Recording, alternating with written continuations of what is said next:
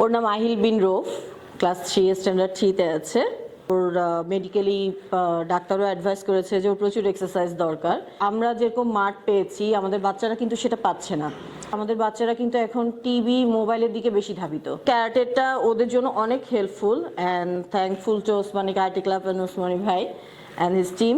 They are really helping him to reduce his excess weight. Honestly, we are really tensed about his excess health. So hopefully it will be cured. Inshallah, definitely. আমাদের self ডিফেন্সের জন্য বা ছেলে বা মেয়ে বলে এখন কিছু কথা না, ইভেন যদি আমাদের বয়সী বা কেউ যদি ছেলে মেয়েরা শিখতে চান তারাও এসে কিন্তু জয়েন করতে পারেন, সেক্ষেত্রে সেটা আমাদের জন্য হেল্পফুল হবে। অ্যান্ড হোপফুলি আমাদের বাচ্চাদেরকে যেভাবে ওনারা ট্রেন আপ করছে আমরাও সেই সুযোগ সুবিধা পাবো এবং নিজেদেরকে আরও বেটার আমরা লাইফ লিড করতে পারবো। Thank you.